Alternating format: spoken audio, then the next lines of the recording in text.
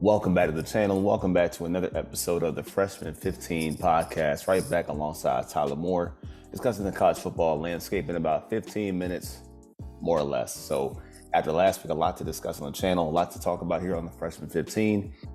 So let's get right to it. Tyler, what's up, man? Not too much, man. How you doing today?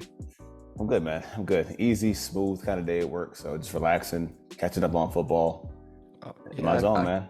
Yeah, I feel you on that one. Like it's always weird with doing these things because we consume so much football on a weekend. It's like it almost feels like a month has passed from Saturday to Tuesday. Like last week we did Friday, and it seems like an eternity. You're like, man, I have to go back and rewatch some of the stuff. It's always like that though. Especially like you play fantasy football. It's the same way because you have that waiver period. So you're like waiting to get to it. You have your Thursday game and then you get to Sunday. Then you're waiting another whole 3 days for the waiver. So it's everything football, probably we both coach football on the side. So it's all encompassing, man. Like you miss the game a lot more than you know. You know what I'm saying? So Yeah, absolutely. yeah. But last Saturday was a big week, in college football. So we had to talk about our Saturday spotlight. So we both had the same game.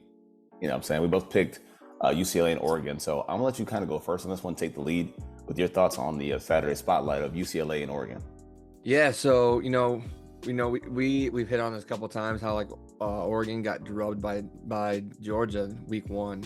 But what I noticed about this game is that they fly to the ball. Like their defense is flying to the ball, and they rarely miss tackles anymore. It's oddly similar to Georgia's defense last year, which I would say oddly similar, but it's the same because their head coach is Dan Lanning, who was Georgia's previous defensive coordinator. And it's like I said, it's a very stark difference from week 1 to now. And if you guys watch the game, like UCLA, they ran a lot of short routes. They did a lot of screens out of the backfield, and Oregon did a good job of keeping everything in front of them, and they just rallied to the ball. So they eliminate the big explosive play early, and they force you to go deep. But and as always, Oregon is fast. They're fast on almost every single level. And what really stood out to me was their wide receiver, Troy Franklin. He's got a set of wheels, and if you're one-on-one with him, he's going to beat you every single time. That's what I saw too. And you talk about the improvement from week 1 to now. For me, it was Bo Nix. Yeah. Like Bo Nix was making plays outside the pocket, and I saw the mobility. And I think that was the best game I've seen him play all season. Like he was there. You talked about Franklin, right? And that play that bombed to Franklin, I'm going to show it now, one of the clips, but that bomb to Franklin, that was a tone setter for them because now it's like, okay, now you know what you're in for.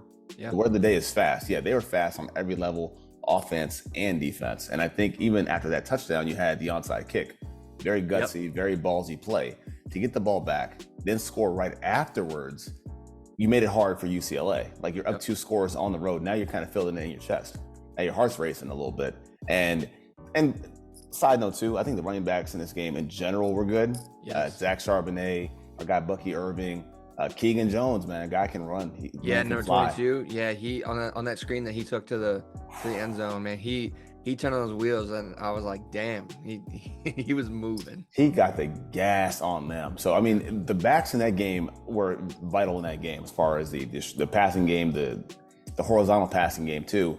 And I think the overall theme there was Oregon putting those safeties for UCLA. They put them in a box. They said, okay, you're going to defend the deep pass one way or the other. It was like you couldn't guess right for trying. It was a screen pass to the tight end on the fake bubble screen. That was another one.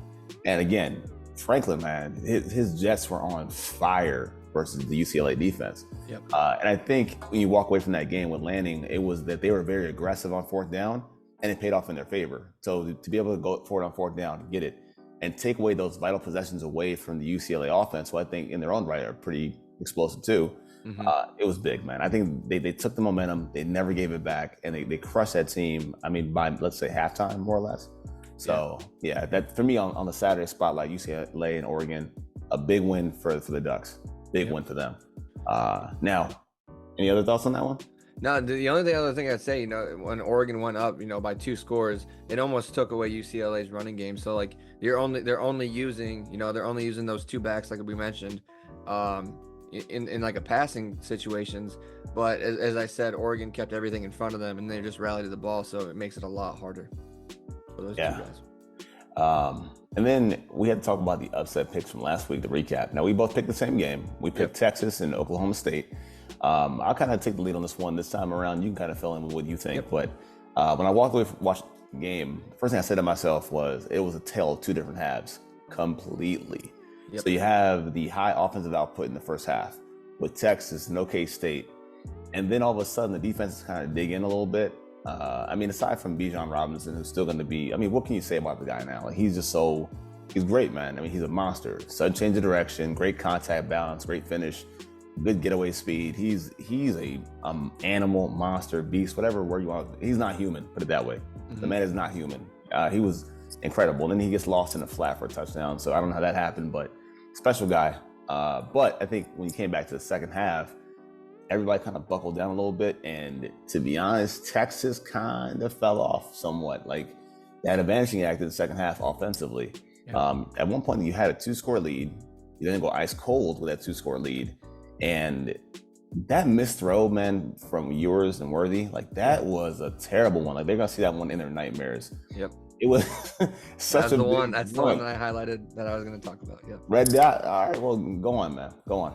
No, the only thing that I said about this, like, just like you said, Texas was up big, and then they ended up falling short. And in the end, they lose by touchdown.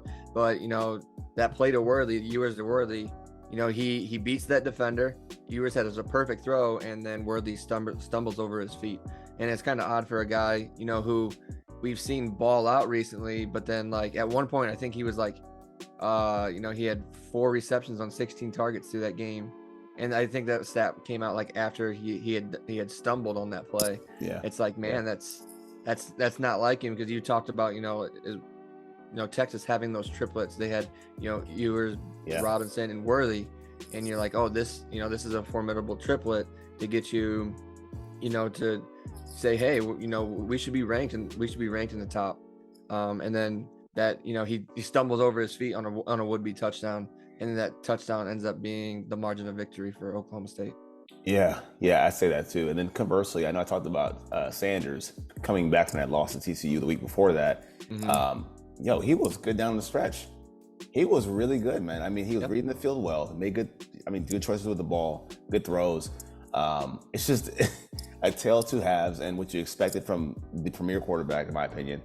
He just felt, he didn't fall short. He fell flat on his face, like flat on his ass in that game. I was disappointed, man. And even that said, with all that in mind, they still have one more shot to close the game out. And again, they make a mistake. And I think it was off Worthy's hands too, the interception. I mean, so that was our upset pick. And I think Longhorns fans, they're not upset. They're pissed off, man. And with good reason too. Just with good reason. It's just, man, I'm surprised about that one. So, yeah. All right. Now for this segment, we'll let you go first, but I will introduce it. I still say this is our best segment, man, is who hurt or helped themselves the most last week in college football. Yeah, I always like to go hurt on these because it's fun. it's more fun.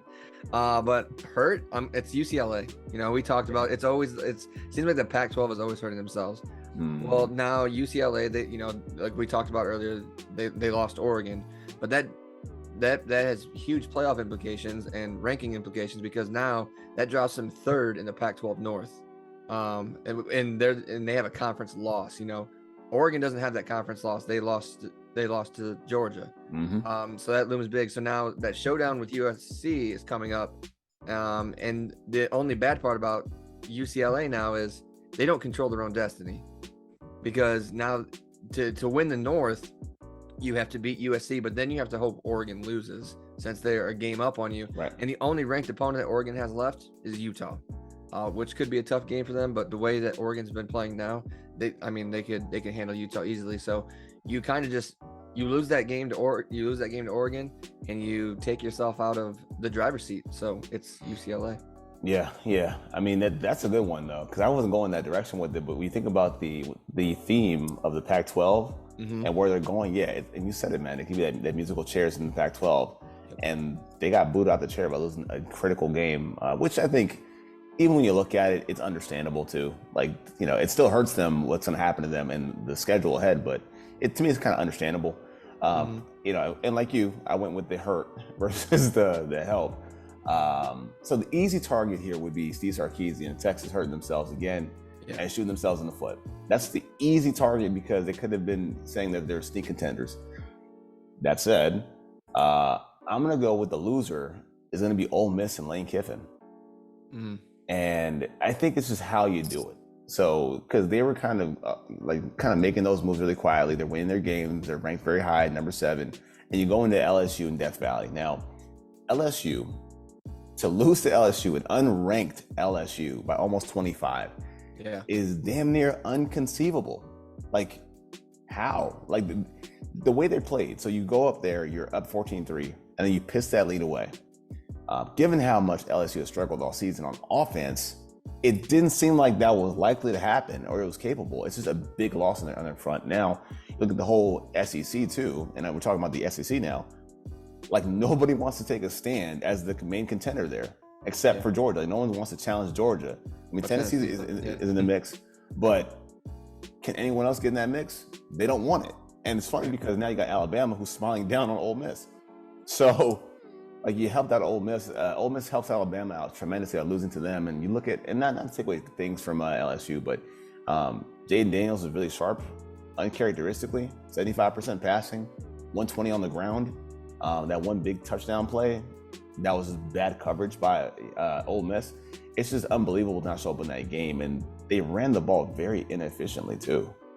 Like, they had no traction whatsoever. I think that this is a major L for Lane Kiffin and his group, and them trying to find their spot, maybe in the CFP. But yeah, I mean, the biggest hurt for me is going to be the program for the Rebels, man. Just a bad one, man. A bad one.